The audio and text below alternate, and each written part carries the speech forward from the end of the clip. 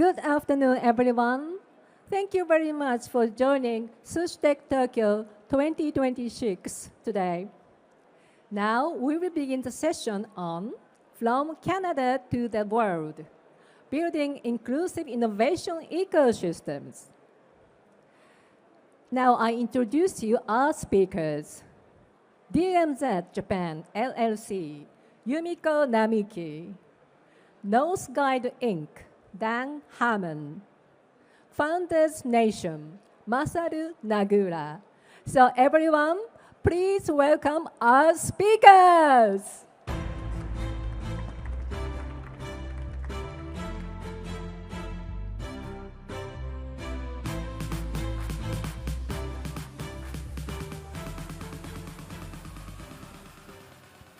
All right, shall we start? Are you ready for that? All right, let's start the session. In this session, we're going to talk about Canadian ecosystem because that is definitely underrepresented in Japan. Unfortunately, we don't have Canadian booth or pavilion. But we have this session to learn about Canada. It's a great ecosystem with with great diversity and research institutes and tech startups are doing great job in Canada right now. So we have two great speakers here, Yumiko Namiki-san from DMZ and Dan Herman from North Guide. So to make this session more energetic, please give great applause to them. 拍手お願いします。All right, let's go for the introduction. Maybe from Namiki-san, the slide is, yes, this slide. Namiki-san, could you make a brief introduction about yourself? Thank you very much. Thank you very much for having me today here. I'm Yumiko Namiki from DMZ Japan.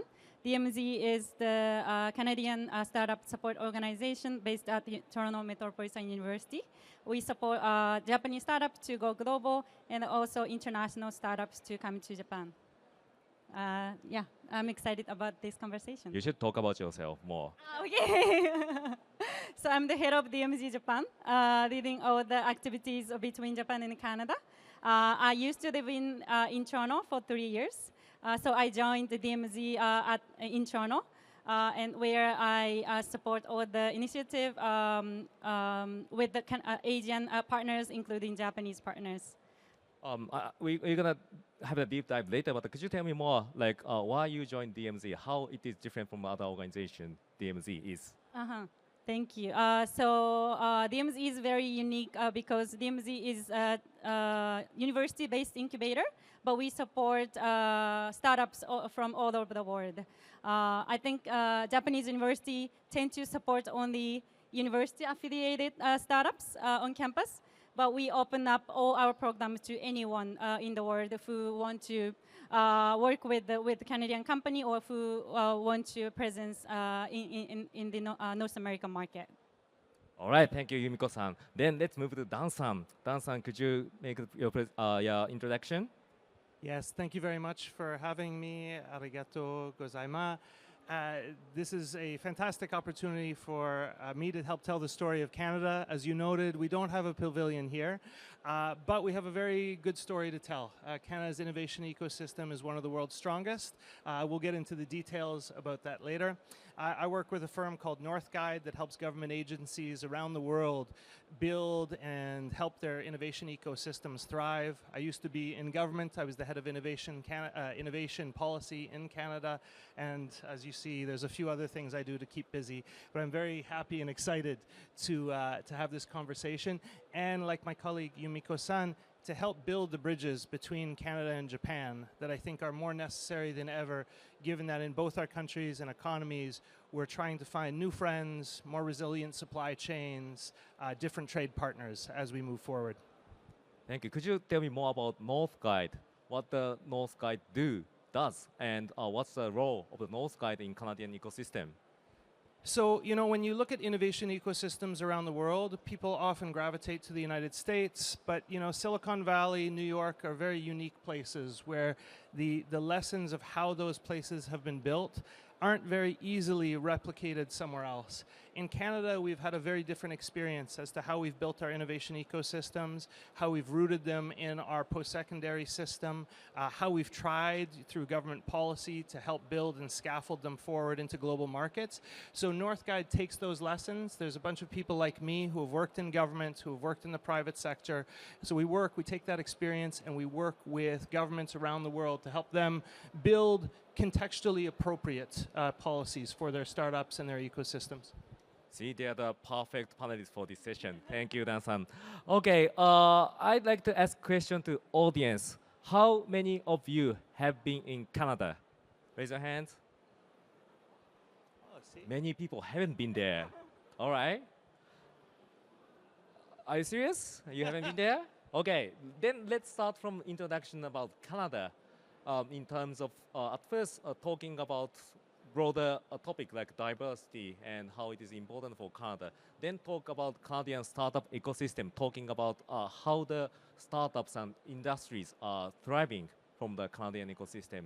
So maybe I like ask to Dan-san about the diversity in Canada. Because it's a really diverse country, lot of immigrants and lot of people coming from outside Canada and having business there. Could you tell me about the overview of diversity and what do you feel daily about the diversity or immigrations? Definitely. Thank you for this question. If you look at Canada today, we have a population of 41 million people, 25% of whom were not born in Canada. 25. 25%. If you come to one of our major cities, so Toronto, which is the economic capital, Vancouver on the west coast, the population of immigrants rises to 50%. And so when you live downtown Toronto, like I do with my family, my street is essentially a kaleidoscope of people from around the world. That you have people, when you ask where you're from or what are you, everyone has a hyphen. You are Japanese Canadian, you are Italian Canadian, you are Jamaican Canadian. That's the fabric of our country. We're a relatively new country insofar as history goes, and we're a country of immigrants. That aside from 5% of our population, who are the indigenous peoples who have been there for thousands of years, everyone else has come.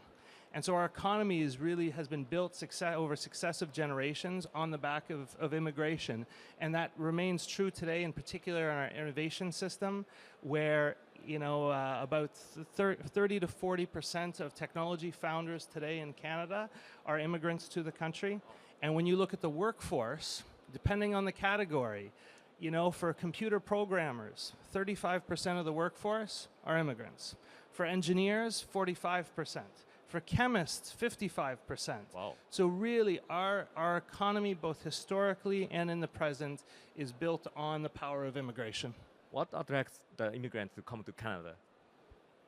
I can give you an answer, but maybe Yumiko-san is better placed to answer this because, I'm not objective. I can tell you that Canada is the greatest country on earth, that we, from a quality of life perspective, it's exceptional. But I'm biased. A little less biased. Okay, then turning to Yumiko-san. Let's start from your point of view. Like, how did you feel when you firstly start living in Canada in terms of diversity and how you felt? Mm-hmm. Yeah, I never felt I was the outsider or foreigners when I first moved to Canada almost 4 years ago, which is very interesting for me. All of my roommates are coming from everywhere. DMZ staff are coming from everywhere. So I see always the diversity is by design or is the DNA of Canada. Whereas in Japan, we are kind of motivated or encouraged to embrace diversity by the government. We have the target, what's the percentage of women management in the company, how to embrace diversity. But Canada's growth is always backed by diversity and diverse talent, I would say. Yeah, that is. Yeah. Sorry, yeah. And for my story, I actually wanted to feel how the diverse society is. That's why I went to Canada to study or to live and to work. And I loved it. And I was the first actually employee at the DMZ as a Japanese. And that's how we grow our presence in Japan, and it happens to everywhere in the world. We hire someone from Middle East if we want to establish our presence in the Middle East. We can hire any kind of tech talent in Canada, which is very unique. How does it work? This is a question to both of you. Why you can keep that diversity and still the non-Canadian people loves Canada, and like food culture or like some policy, maybe visa is an important topic to discuss here. But how it works with the diverse people having great business there in Canada? So maybe I'll start from how you started. You came as an international student to Canada, and that's the path for today. Approximately 500 to 600,000 international students graduate every year in a Canadian post-secondary institution. And that's the pipeline that goes into our workforce. That's the pipeline that become entrepreneurs in Canada. And it's buttressed by the fact that really most Canadians don't care where you're from. That I think we've grown up with just various people around the table. I grew up in a small city in the north of Canada, which it had a university, and that university hired people from everywhere. My dinner table as a child had people from Europe, which is where my mother's from. It had people from Ukraine, where my father's from. It had people from Africa, from Asia. And that is an experience that most let's call it half of Canadians grew up with, of just accepting that that's normal. And so I think when people do come to the country, for the most part, and I'm careful to say for the most part, because there's always exceptions, but that people feel welcome. And so when you then look at the rates of who creates a startup, who gets funded, for the most part, that follows, right? And where it doesn't follow, where there are gaps, when you look at, for example, black entrepreneurs in Canada receive less venture capital funding than others. And so the government, when I was in government, and successive governments since then, have built funds to help target that and help solve those problems. For women entrepreneurs, we still have a gap, right? Women entrepreneurs is about 30% compared to male founders. So how do we address that? Well, we've got to make sure we build early stage funds so that people have capital, they've got mentors, there's angel capital groups that can help build that ecosystem. And so it's not perfect, but ultimately I think people feel that even where there are problems, we're trying to solve them. Nice. Many actions you have taken, and that is working. I heard DMZ having some like events, summit for the minorities, am I right? Yes, so we have a Women Innovation Summit, which actually happened last month. Yes, I think we had the biggest event internal, collaborating with the government, corporate, and the community investors who support women founders.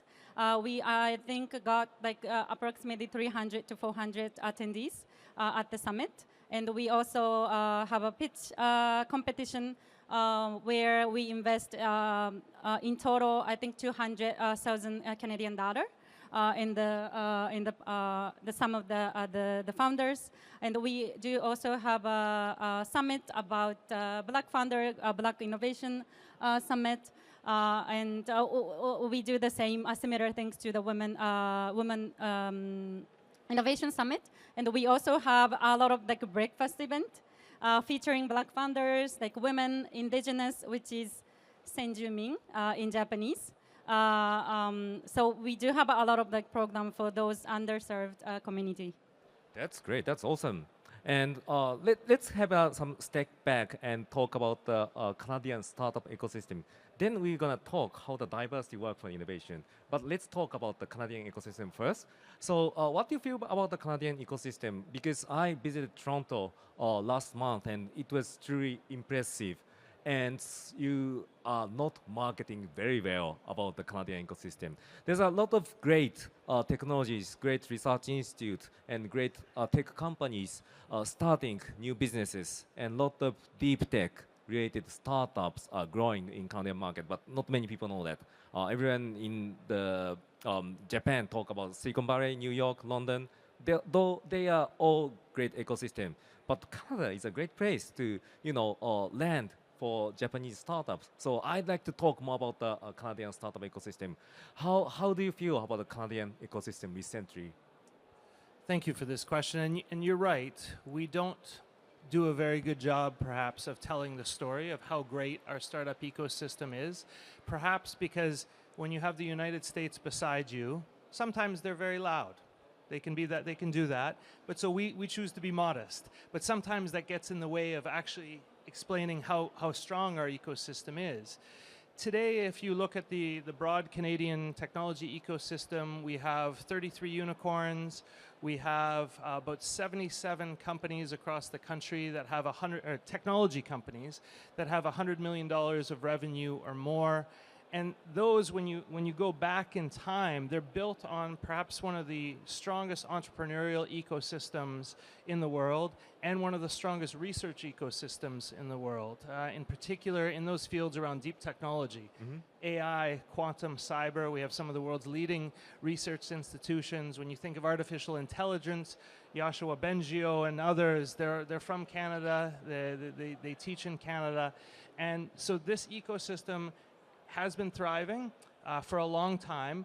What we haven't done is created many global champions. So companies that someone in Tokyo will say, yes, they're Canadian. We have a couple of those. Shopify is our biggest technology company today. But we feel really we're on the cusp of that group of 77 that make $100 million in revenue. They're that next generation now that I think will put Canada on the map. To do it, we have to stop depending on the United States as our primary and only market. Historically, since the end of the Second World War, we do about 80% of our business with the United States. About 18 months ago, that became problematic. And now it's really this quest of how do I diversify our trade partners? How do we find countries where there are supply chain commonalities, where you have research complementarity, where we can build strong partnerships? And I think based on our work together through Northguide and DMZ Japan, that there's a huge opportunity for Canada and Japan, because I think startups from both sides, research institutions from both sides, and ultimately market opportunities in both sides are very ripe. Right. Thank you for your comprehensive analysis of the ecosystem and our relationship. But you said 33 unicorns in Canada, right? We only have 8 in Japan. So Canadian ecosystem is way ahead of Japan. Even the Japanese economy is larger. So what is the reason that you have such great unicorns? There are many. It's hard to give one answer to that, as you know. But if I look today, there's 2 companies that I think are a very interesting example. There's an artificial intelligence company called Cohere. It was founded at the University of Toronto. They are today competing head-to-head with OpenAI, despite valuations that are very different. But the research expertise that went into building Cohere is ultimately, maybe the top 5 global AI company in the world. Xanadu in quantum computing, also built and headquartered in Toronto. It IPO'd on the NASDAQ 2-3 weeks ago. These are built on research expertise in Toronto or across the country that is fundamentally world-class. And, I don't work in government anymore, so I can criticize the government a little bit. But, we have done a really great job in Canada of building research expertise. Yeah. We've struggled for many years to turn that research expertise into commercial expertise. But now, kind of, 10 years after some real big programmatic and policy changes, we're starting to see the outcomes, which are these unicorn companies, which are these companies that employ thousands of people, that sell around the world. And hopefully the next step is that the rest of the world will say, hey, they're Canadian. All right, thank you, Dan-san. Yumiko-san, what's your perspective about the Canadian startup ecosystem? And you can also mention about the university ecosystem, because DMZ having strong tie with universities. Yeah. So DMZ was founded in 2010. I believe when government pushed university to have those innovation ecosystem on the campus to support first probably student-led or university affiliated startups. But after like 15 years now, we open up to our door to everyone like in the world. And that's, I think, like very unique. We support like ecosystem or the community, not only like university. And we of course like work with the researchers, but we also like work with immigrants and newcomer like startups who just arrived in Canada. The unique point in Canada is, as Dan mentioned, we have like 50% of population born in outside of Canada. So we understand how challenging it will be for newcomers to establish their presence or even life in Canada. So we support each other. That's very like unique as well. And the founders or like employees are rooted in somewhere else in the world, which allow them to also expand their business into that market, not only in the North American market. I'll just add something. You touched on something that I think is an increasing sales point for foreign companies who are coming to Canada, which is because we have people from literally everywhere. In Toronto, if you're hungry on a Sunday afternoon, you can get food from about 202 countries in a couple of neighborhoods. But it means that for companies, that if you come to Toronto, you can use that as your base, that if you want to go to Latin America, you want to go sell in Brazil, you will find those people in Toronto who speak Portuguese, who understand the Brazilian market. And it's the same for everywhere. And so Toronto, because of that diversity, Canada, it has a competitive advantage against, or versus places around the world that don't have that same diversity built in. Okay, let's move to that topic. So what is the good choice for Japanese startups or Japanese entrepreneurs or Japanese organizations like municipalities or large corporate working with Canada? You mentioned about diversity of Canada is a great point. That's they can access to other markets. Is there anything else? Canada is a great market for the Japanese startups, Japanese corporate, or Japanese investors. I'd like to start from Yumiko-san.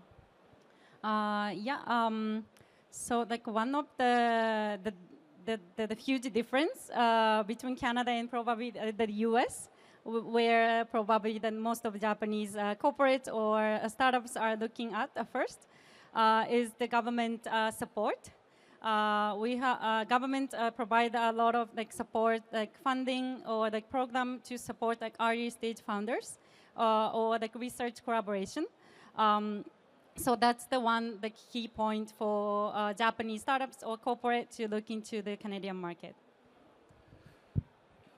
Maybe I'll start with, for larger companies who are looking for, in particular, research expertise. I was with a Japanese company in Toronto a few weeks ago, and I asked them, why did you choose Canada and Toronto to build a research lab?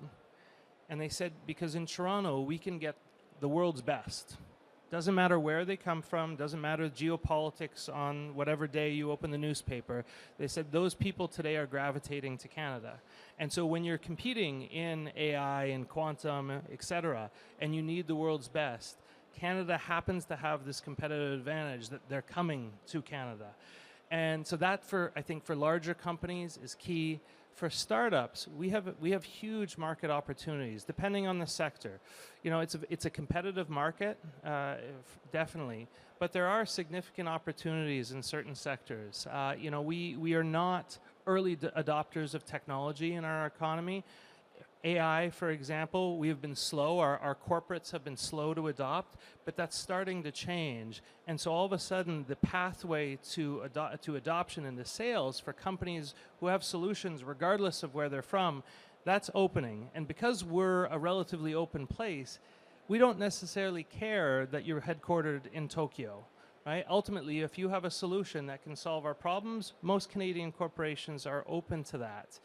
As Yumiko-san mentioned, our system of support, that once you are, if you're a startup and you come to Canada, if you register as a Canadian company, the support for early stage companies is significant. Sometimes I think too much, but nonetheless, there's a lot of support for companies. For research and development costs, for example, can be subsidized up to 40 or 50%.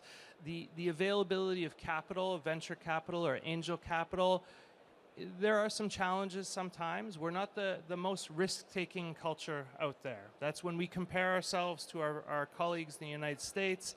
Yeah, maybe the US runs a little bit faster. Canadian venture capital investors are a little bit more cautious, but even that's starting to change, in part because we need it to change. I think we have really realized over the past 18 months that the world is not what we grew up with and that we really need to adapt. And so across, from our government to our venture capital ecosystem and our founders, everyone's starting to think now, okay, how do we play in this new world? How do we make new friends? How do we make bigger, bolder investment bets? And that comes from our Prime Minister all the way down to our innovation ecosystems. Cool. Thank you so much. You mentioned about like how you can access to the talent, how you can access to the market, and how you can access to the money later, and how you can access the corporate. Those are all important things. Then I'd like to ask where to start, because there are many Japanese people or non-Japanese people here. So how they can enter Canadian market, who to target? Could you give them some advice how they can start looking into Canadian market?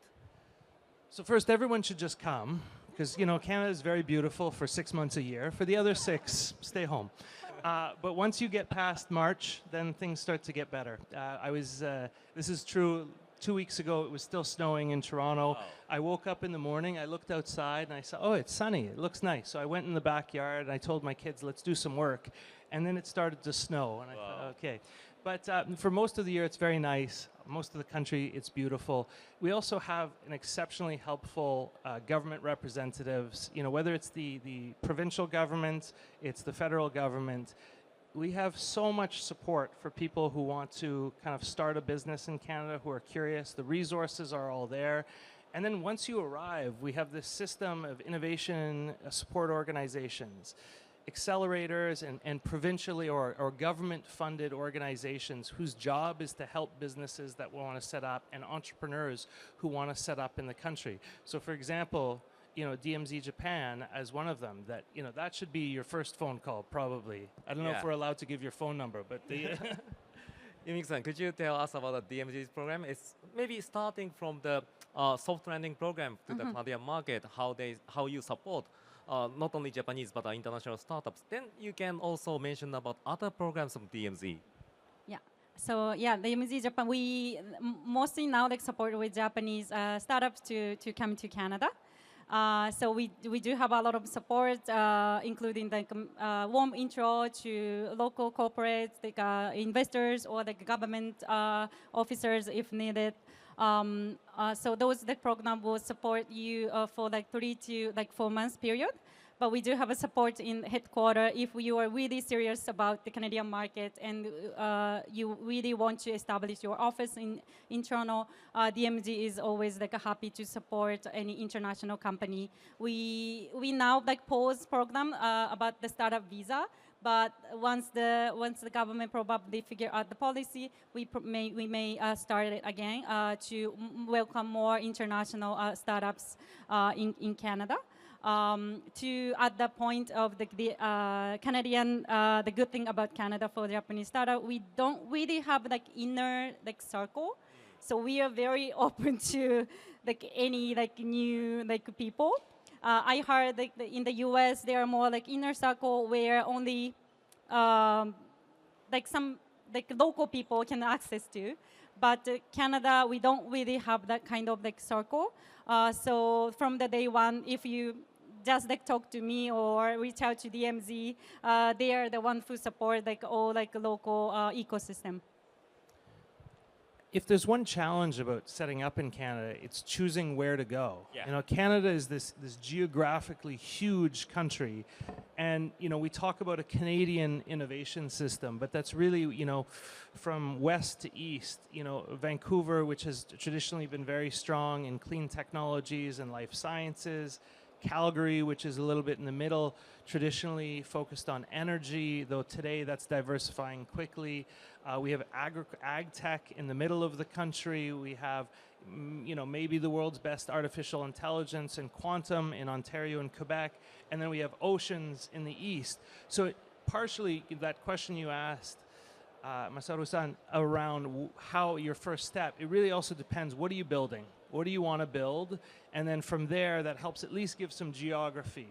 That, you know, you can do it anywhere, but we also have some hubs for certain technologies in certain cities, and that tends to attract then the venture capital, that tends to attract talent to those places. So it becomes an issue of sector specificity, or that vertical that you're building and how you match it.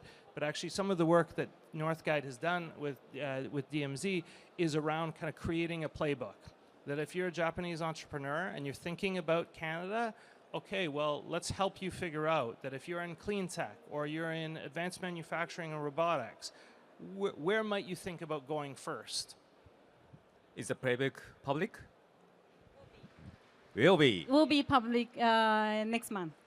So please access to DMZ webpage and find out the playbook for the startups, how they can enter Canadian market.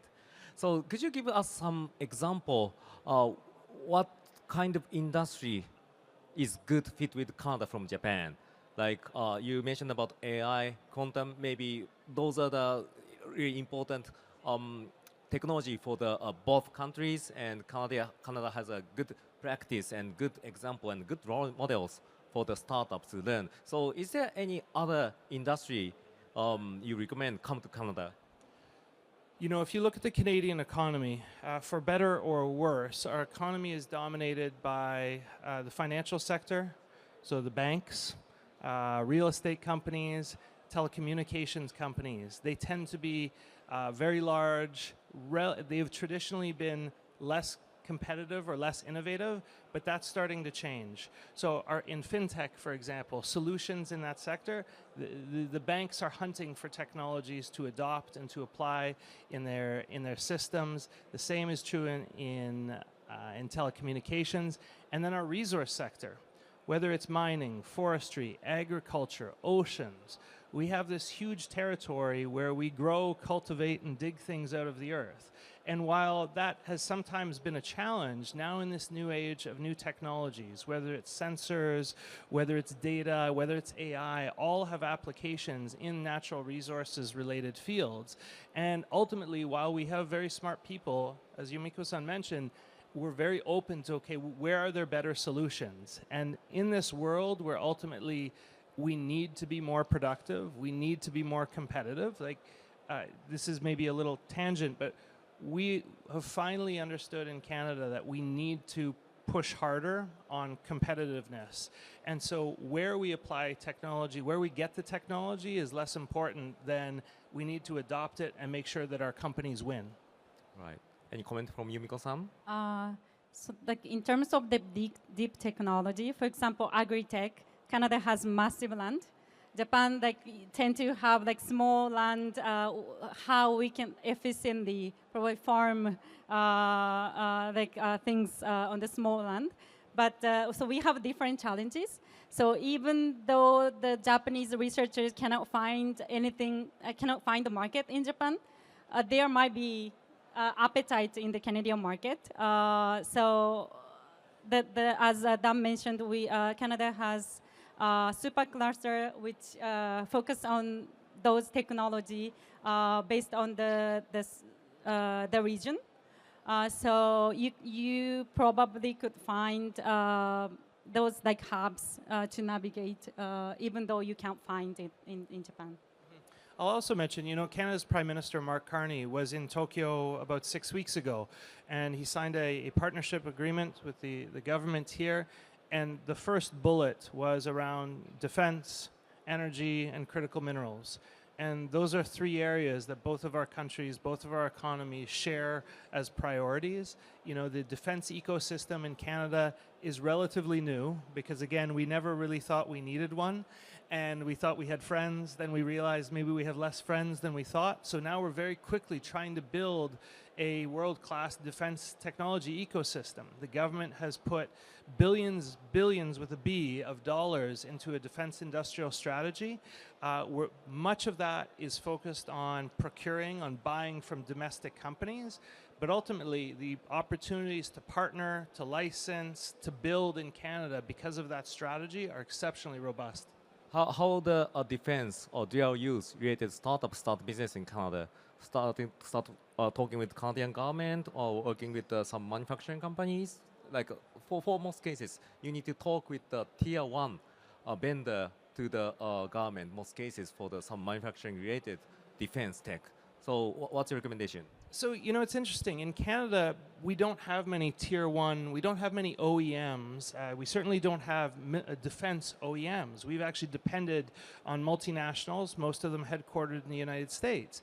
And so now, because we want to build this ecosystem, the government is very explicitly saying, show us your technologies. They're saying, they're going, you know, they're talking to startups at a variety of stages and saying, show us what you can do. And so the push on both dual use and pure play defense is very strong.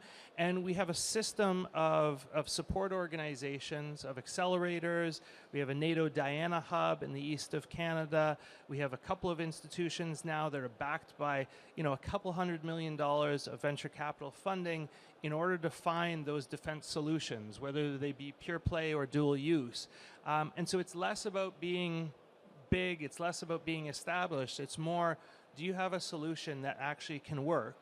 And then in Canada, the question is, does it work when it's cold, right? So you think 40% of Canada's geography is in the Arctic. When we think about the threats from a defense perspective, much of that comes over the north of our country.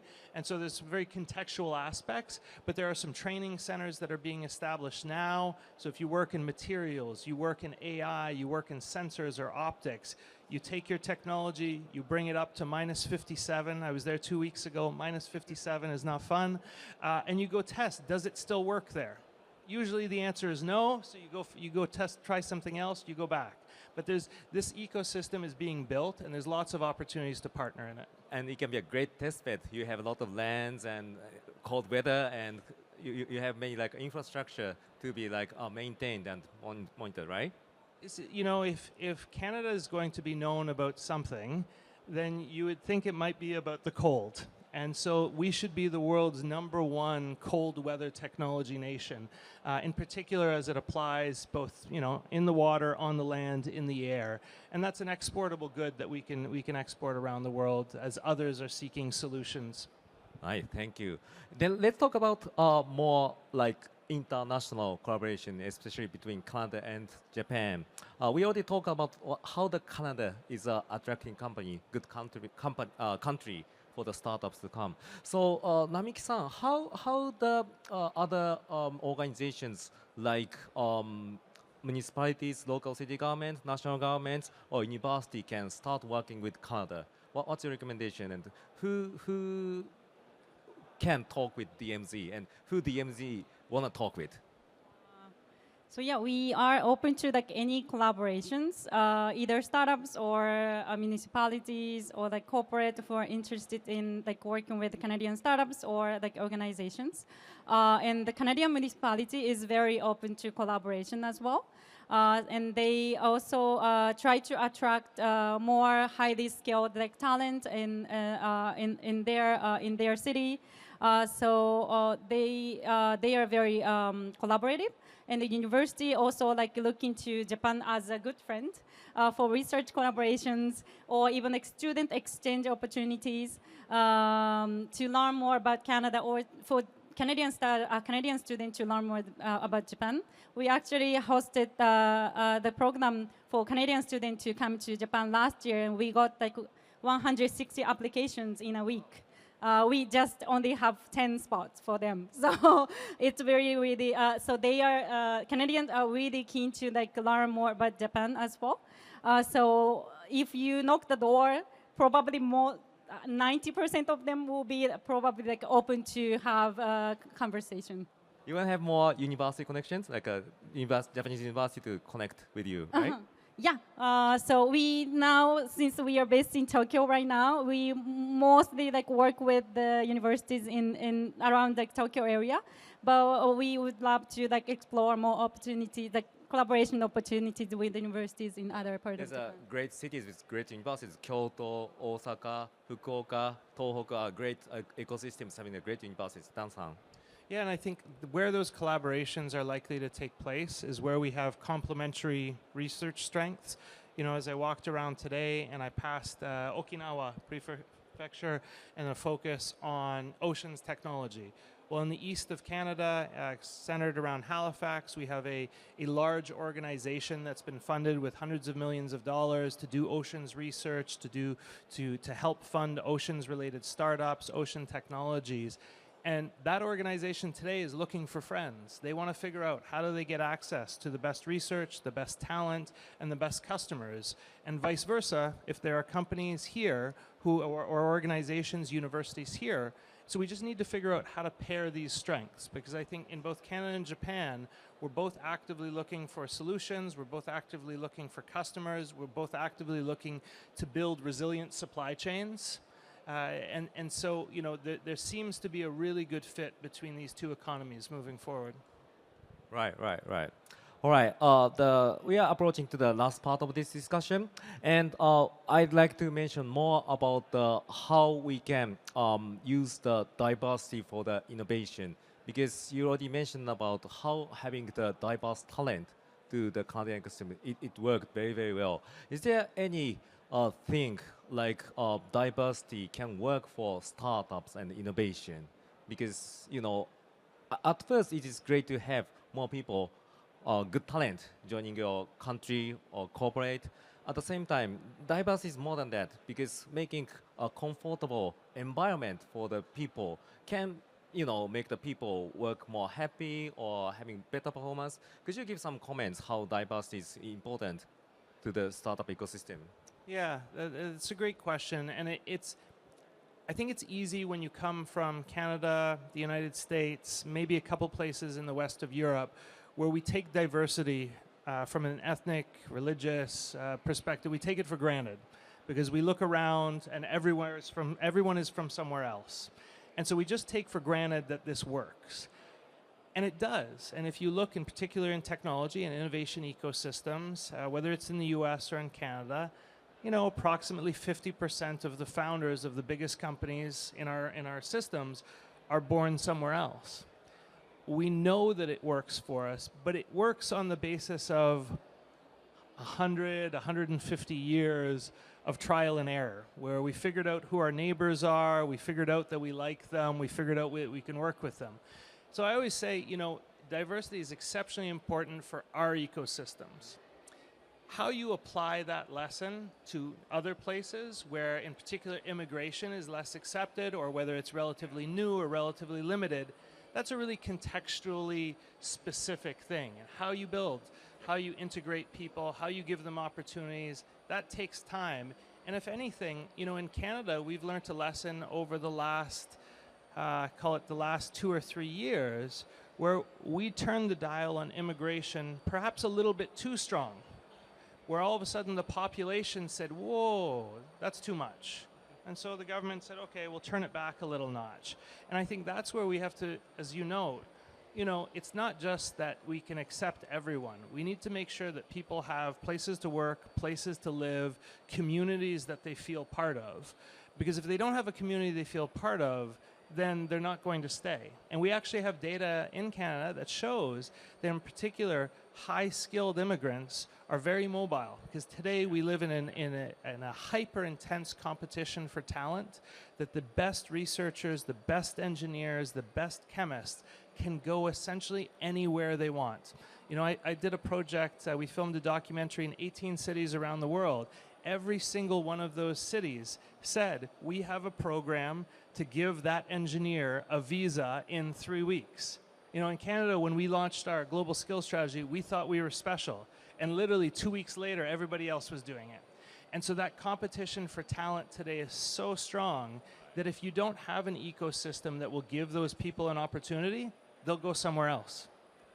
All right, thank you. Yumiko-san, do you have any comments for the importance of the diversity? Diversity. Yeah, that's what I see in Canada. Like diversity brings so many unexpected but great opportunities from those talent. And if I would say like one tips for Japanese to take from the Canadian mindset. Since the Canadian are exposed to so many different culture, and they know people are different. but Japanese people think we are the same. We have so many common sense. We think everyone understands the context, but like without communicating in Canada, we will have a problem for sure. So the Japanese probably should have more like open mind, and we should think people are different. We should understand each other with communication, not like kuki o yomu, like read the air. So that's the like one tips from Canada. All right, thank you. This is great. We need to conclude the session, but I want you to give the last words to the audience. Why they need to work with Canada? You already said that several times in this session already, but there's some new audiences. So please emphasize the most important part. Why those audience should work with Canada or come to Canada? I feel like this is a game show where the audience will vote whether my answer has been good enough, and then one of us falls in a bucket of water at the end. I think the opportunity for Canada and Japan, for Japanese entrepreneurs to come to Canada and vice versa for Canadians to come to Japan has never been better. Our research and scientific bases are actually very complementary. Walking around this event today and seeing the mutual strengths in robotics, in AI, in resources, in energy systems, etc. There are so many areas where we link up. We're both looking for new partners. We're looking for new friends. We share values. We share similar systems. I think it's just a very opportune time for us to get to know each other better. Right. Last comment? Yeah, like he covers everything. So we are very welcoming. So just talk to me if you're interested in Canada. All right, let's conclude the session. Please give great round of applause to those great panelists. Thank you so much. Thank you very much. Everyone, we hope you enjoyed the session. Once again, please join me in thanking our speakers. Thank you so much. And now, the connecting